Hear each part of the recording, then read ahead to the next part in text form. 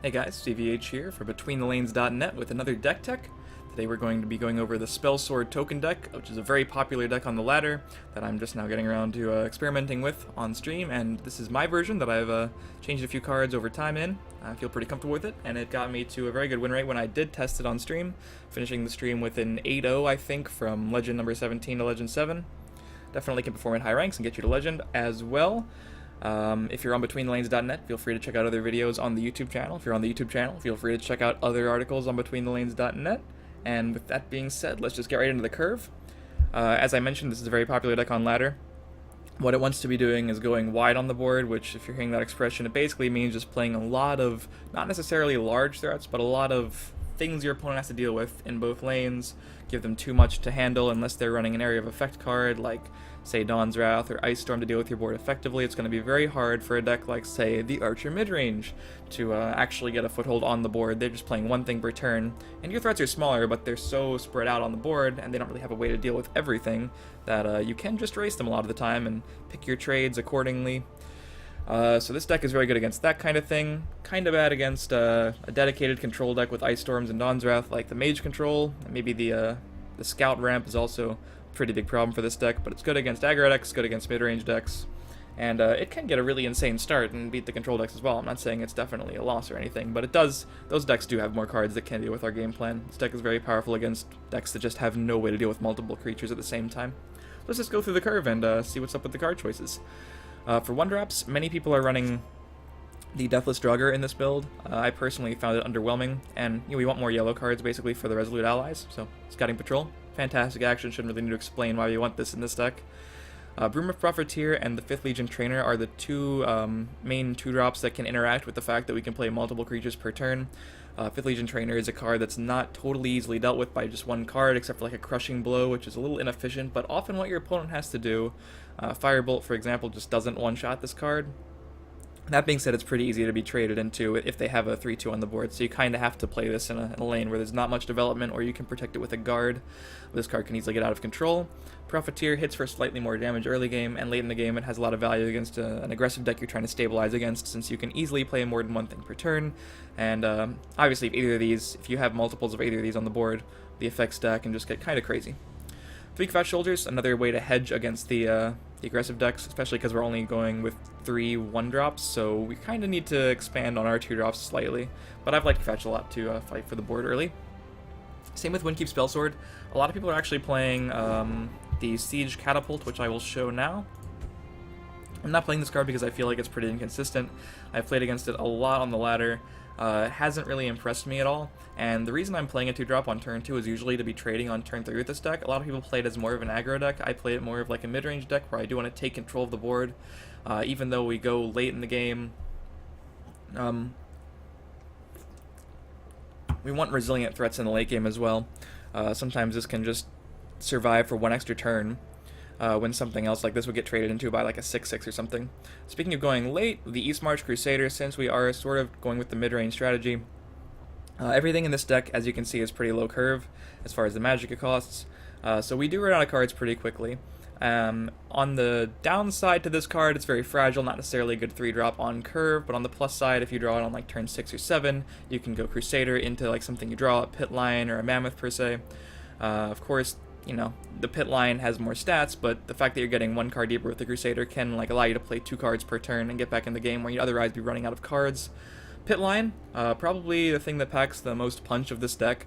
Definitely, I think, a solid 3 of. You need to play this card if you're playing this deck. You can even go Scouting Patrol into the Elixir into Pit Lion on turn 2, which is one of the most powerful openings this deck can generate. So yeah, definitely one of the most powerful cards in the deck. And if you get multiples, it's like, this is actually one of the threatening cards. I say this deck doesn't really put threatening things on the board, it just goes wide, but this is actually a pretty big threat for especially the turn 2s and turn 3s that you can be playing it on. Resolute Ally, solid 3-drop by itself, very much better if it gets the effect, so we're going to try to run as many willpower cards as possible. As you can see in this build, not a whole lot of endurance to get in the way, and this is a card that can allow you to get lethal in situations where you wouldn't normally have it, if you can go wide with, say, Imperial Reinforcements, or just usually have like 3 to 4 things in a lane anyway, so Resolute Ally can just be insane. Young Mammoth, it's much like the Pit Line, and that's just a really solid thing to play on turn 3. Obviously, his stats are a little bit worse, but the breakthrough can actually find lethal in some cases where you wouldn't otherwise have it. I did almost miss lethal on stream once when I didn't notice that I could just Warcry on my Young Mammoth to hit a Tree Minder and hit my opponent in the face when they had guards just blocking both lanes, basically. So this is one of the ways we pack more of a punch early game as well. Like I said, against the control decks, you can just have early starts with like Pit Line and Young Mammoth and just go in, because these cards are really not efficiently dealt with by much. Like, Crushing Blow doesn't deal with this card. They still have to find like a Lightning Bolt, and what do they do to this? It can just out of hand pretty easily. So for 4-drops, we do have the Black Marsh Warden as a 2-of, which is one of the reasons this deck isn't particularly easy to craft. I wouldn't say this card is a key to the deck success, but it's definitely a card you play if you have it, I think, in here. It's kind of weak on turn 4, so 2-drops has been working. I mean, 2 of the copies of this card has been working for me. This is a card that gets a lot better late in the game, though, when you're just trying to continuously go wide and get those 3/3s out there, and they might have to waste a Lightning Bolt. I've seen people Javelin this card. It's kind of sad to see, but it does need to happen if they don't have a way to deal with the entire board as a whole. If this card lives for like 2 or so turns, it can just close out the game. Divine Fervor is definitely another key to the deck, along with the Pit Line. I think both of these are requirements as a 3-of. This card is not easily dealt with by a ton of things in most decks. There's just a few cards they need to have, for example, the Edict of Azura or the Shadowfen Priest. If your opponent's running these cards, they really need to have it for the Divine Favor, because if this card is allowed to continuously buff a board of 3+ guys, you're probably just going to win the game. You get to find favorable trades and lethal and just deal a ton of damage.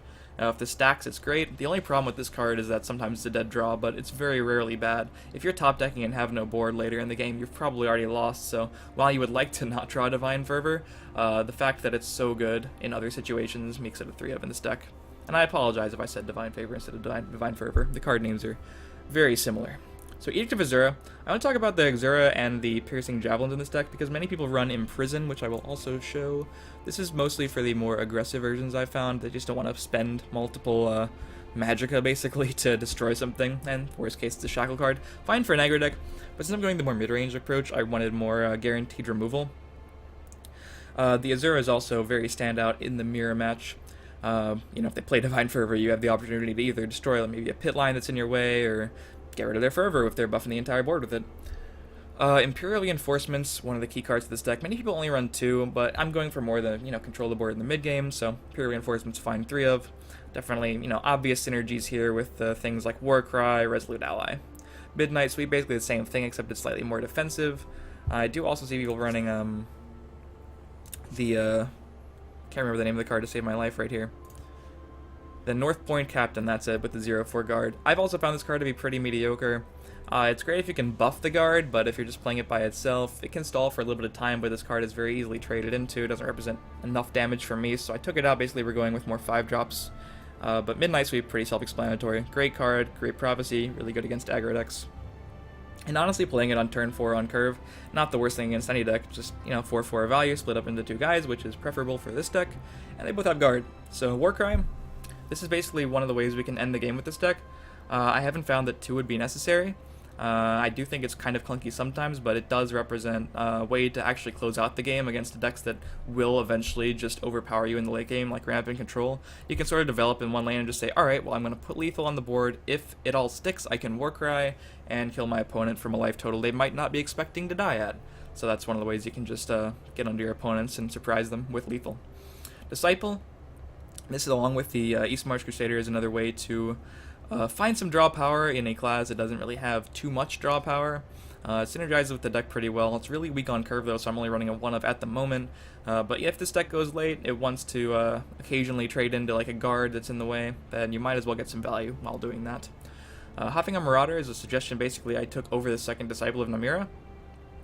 So this card is basically like a get ahead and stay ahead card. When you're playing this card, you're usually not pushing it to the late game. If you've had like a pretty explosive start, your little Wind-Q Spellsword can get in there, break a rune, get some insane item. You don't think the items are very impactful, but there's a lot of high cost items that might not be being seen in competitive play, but when you get it off Hopping on Marauder for free, suddenly they become a lot more viable and a lot more dangerous. So this card, again, pretty vulnerable. It might die the turn after you play it, so make sure you get value immediately. So after that, we have the Javelins, which we already talked about. Solid removal card. I like it a lot. The two Shadowfen Priest, a lot of the version of this deck just had no way to silence opposing creatures.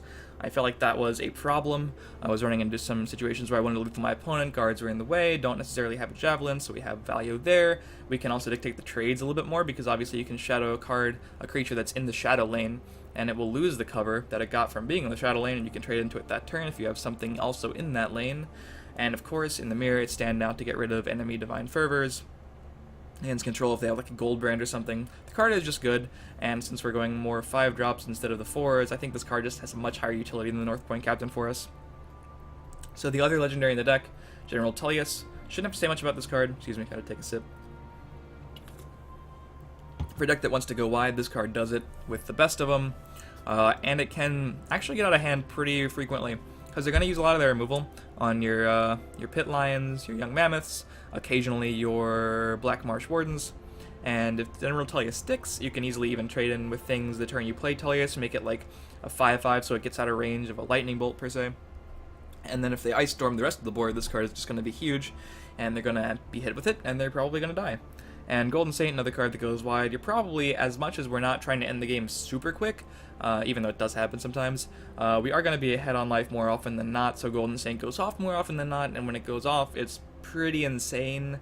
Another way to hedge against the aggressive decks, if we're even like a tiny bit on life, this card can be the tipping point that just seals the game for us.